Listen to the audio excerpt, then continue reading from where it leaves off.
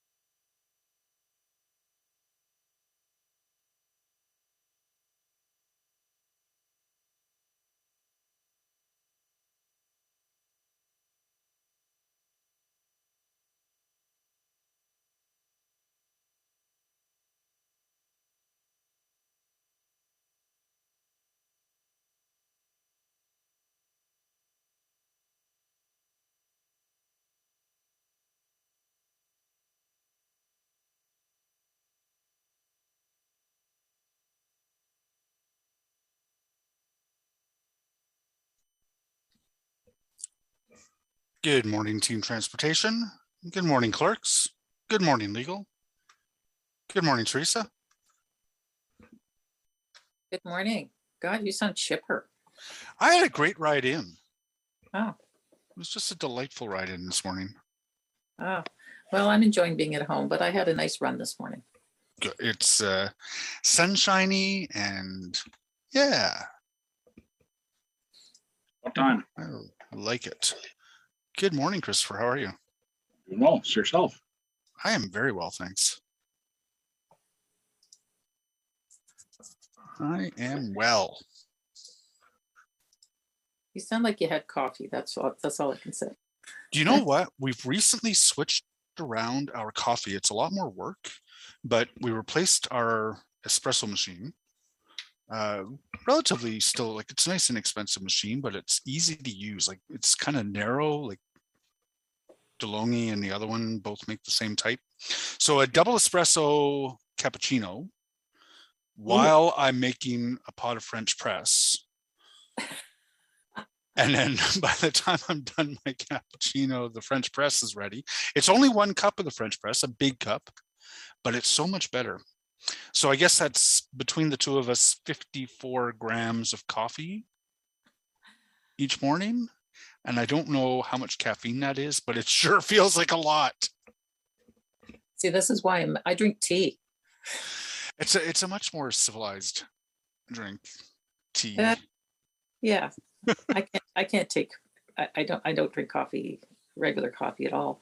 Oh, I love it. I love it so much. Yeah, but those who love it a lot. But having said that, I have to have my mid-morning latte, and I have a barista that brings it into me. Very nice. Yeah. Does he make a good latte? Oh yeah. Yeah, we have a good machine for it. It's excellent. Nice. Yeah. So that's my perk up mid-morning. Oh, how about everybody else? What's your beverage of choice in the morning? One of my buddies was Diet Coke. That was, he just needed that Diet Coke first thing in the morning. I'm like, oh my God. But I guess it hit right for him. Yeah. Good morning, George.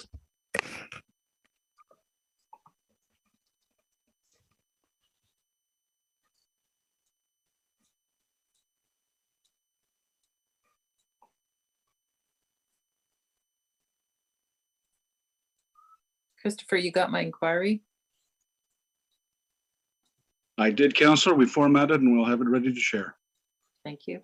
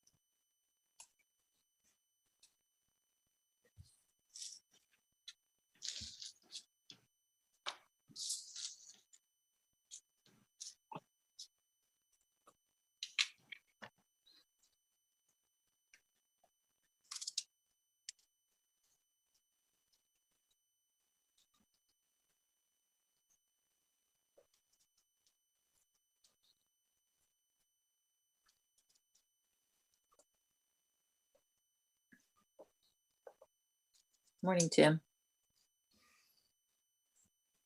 Good morning, Teresa. Good morning, Jeff. Tim Tierney. Oh, dear goodness. if you do some Nickelback, everyone will be happy and the day will go on very well. We're not going to have that discussion today, Tim. Everyone, I don't know. Matt, please tell God. him. I tell him all the time, Jeff. I tell him all the time, but you know. I don't listen well to others. And you're a counselor. Got it. Okay. Yeah, You know what? You got to have principles. that's it. That's right. I'm Tim, you planting look 12 years younger today. What's your secret? Okay, there may be a bit of product in there today, but I wanted to feel good about myself. I think you look great. Oh, well, thank you. Oh, Ruby's getting big. My goodness gracious. She just climbed up onto my lap. She's being very needy. She's too big for that. Oh, Dad. Good morning, Dad. How are you? Good morning, Laura? everyone. Sorry, God? Dad. Oh my goodness. I'm like, wow, we're being joined by some impressive delegations today.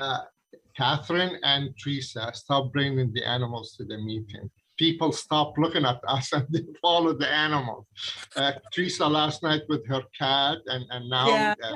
Councillor Well, Pitts it with was a her long dog. day. It was like, what are you doing on Zoom again? Yeah. If that's the case, Matt, go bring your daughter over with a bowl I of He guess- was- ice. I He get was that the at highlight OPL of all the the ditch time. meet. Oh, Oh, goodness. yes. Speaking of dogs and cats, can someone explain? I thought I knew the internet. I know nothing about it. My wife posted a TikTok video of a dog popping a head over its car yesterday on the highway and has 2 million views. Holy 2 moly. million. People love dogs.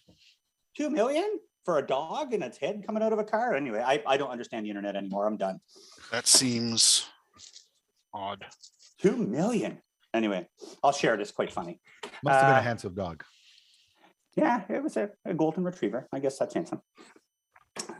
All right, I'm looking at our wonderful coordinator, Christopher. Thank you very much for getting us set up here today. It looks like we have quorum, so I'll just go ahead and begin. First of all, good morning, everyone. Welcome to today's meeting of the Transportation Committee. We're on the unceded, unsurrendered territory of the Anishinaabe Nation. And before we proceed today, we will start with our roll call. Christopher, if you could help us out, please. Councillor Luloff, I am present. Councillor Dudas, Here, good morning. Councillor El Shantiri, Present. Councillor Fleury, Good morning. Councillor Menard, Morning. Councillor Kitts, Here. Councillor DeRose, Yeah. and Vice Chair Leeper. Good morning. Sorry, I skipped over Councillors Deans and Hubley as they're not, they've sent their regrets. Thank you very much, Christopher. I really appreciate that. Again, we have no declarations of interest. Confirmation of the minutes 27, March 2nd, 2022. Are these confirmed? Confirmed. Confirmed. Thank you. Communications, there was just a response to inquiry. E-scooter parking and impact accessibility. So we do have 6 items on today's agenda. First is Parking Services 2021 Annual Report. I want to thank Scott. He's really worked a lot with all of you guys. I know he's really educated everybody on what's happening. We have no presentations, no delegations, and no submissions on this item today. Does anyone wish to hold this item, or is this item carried? Okay. And we'll, pardon the pun, speed through the next ones, I believe.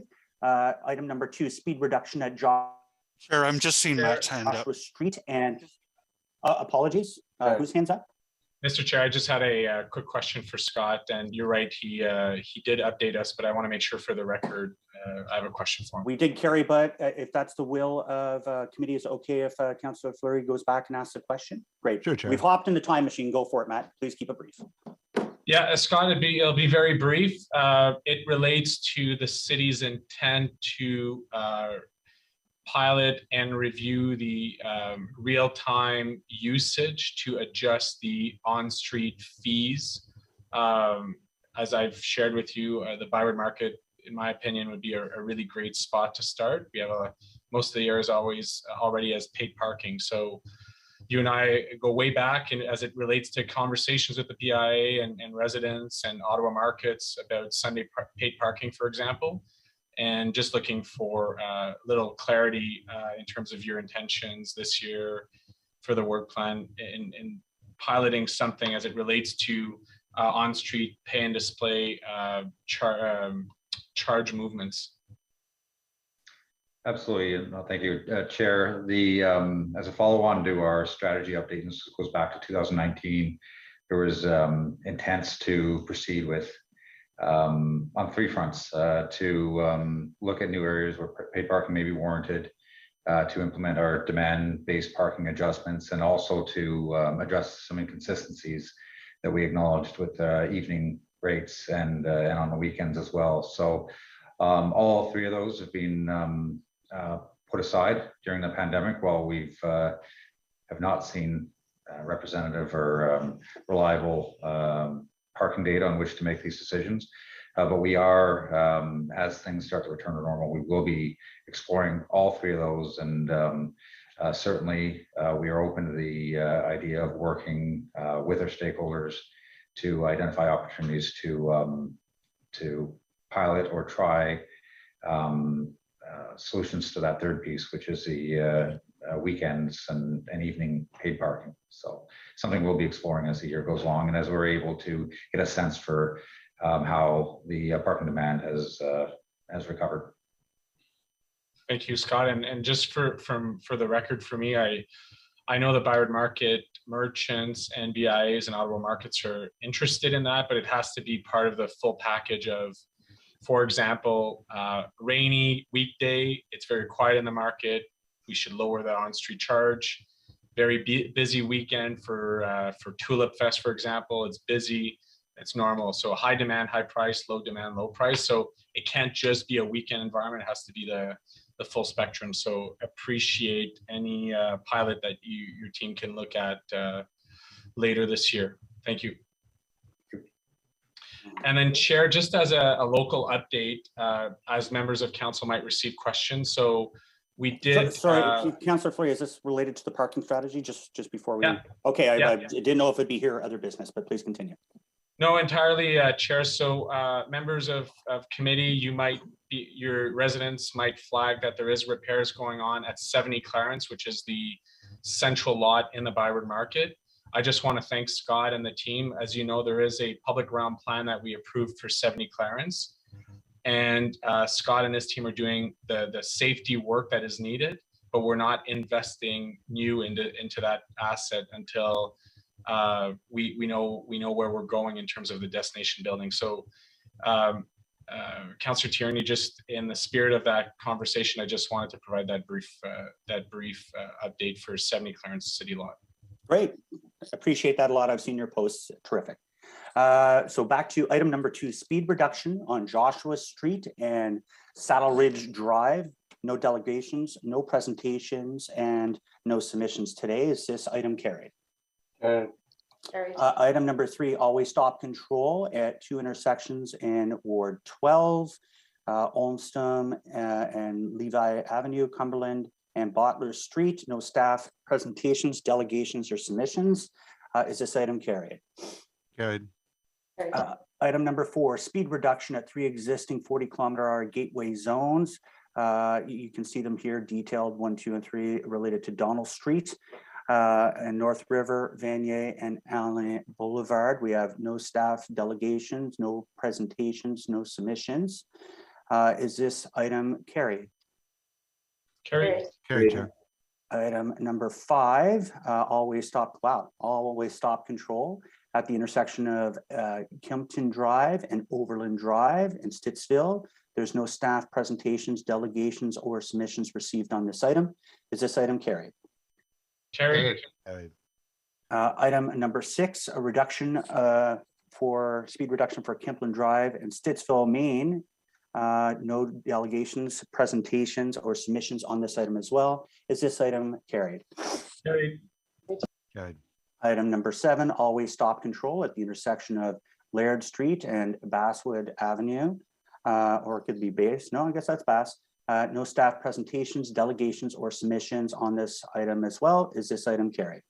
Sure. Carried. Item number 8, status update, Transportation Committee inquiries ending March 28th, 2022. No staff presentations, delegations, or submissions. Is this item carried?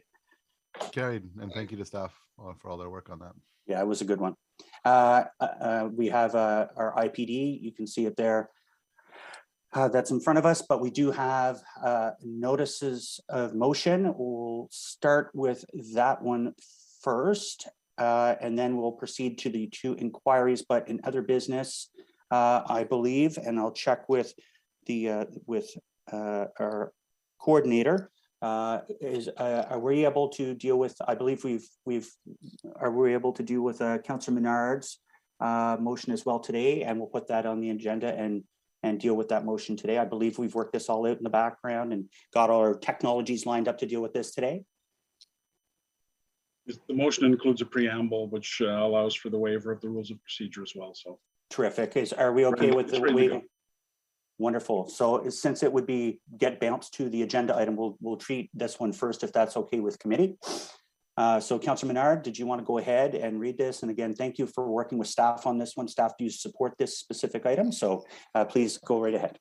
Thank you very much, Chair. It's an item about a no left turn from Renfrew on to Bronson. As you all know, Bronson, it's very busy during rush hour periods, and this would restrict left turns from Renfrew onto Bronson in a tough area. It's right across from, if you know, the McDonald's in that area, the pulling in McDonald's on the one side, Renfrew's on the other. There's a new building on the corner. And so initial thought was, can we look at no left turn at all times? But in working with staff and the residents in that area, this would be restricted to peak time hours, no left turns, which makes sense. So I'll just read the therefore be it resolved. It's that the city implemented a left turn prohibition from Renfrew Avenue westbound onto Bronson Avenue southbound between the times of 7 a.m. to 11 a.m. and 3 p.m. to 7 p.m. 7 days a week. Great, and thank you. I'm looking around. I don't see any hands on this one. So is this item carried? Carried. Thank you. So we'll go to, we have a notice of motion, and then we also have 2 inquiries. So we'll start with Councillor Dudas. Thank you. I know you've been working very hard with Councillor King. If you just want to briefly introduce your notice of motion, and you indicated you wish to deal with this at the next one so that there's time for the public to be engaged. Please proceed. Absolutely. Yeah, no, thank you. And Chair, thank you for meeting with us yesterday to discuss this. And I really do want to stress the point that Councillor King and his team have been very engaged, involved, and they have initiated this. But this is something that we've seen across the city where residents have been interested in gardening boulevards or right-of-ways and have been amiss of our bylaws or have had issues with liability or even their neighbors. And there's been no clear process for staff or for our residents in regards to what's permitted and what's not. And as we know, there's a lot of green spaces in our community. They're underutilized, or maybe they're just being maintained by grass, which isn't always necessarily the most natural or native species to be preserved on these spaces. So this particular notice of motion, once again, I can read the be it further resolved, whereas, forgive me, that staff report back to committee in 2023 with the results of a comprehensive review as to the feasibility of permitting residents or community group landscaping projects within the right-of-way, as well as recommendations concerning its implementation, including any necessary internal resources, bylaw amendments, associated procedural and permitting requirements, and an analysis or recommendation of any broader programs or funding that could support the above framework. I know Councillor King would likely want to speak to this because he had been so involved and engaged in it. Absolutely. Councillor King?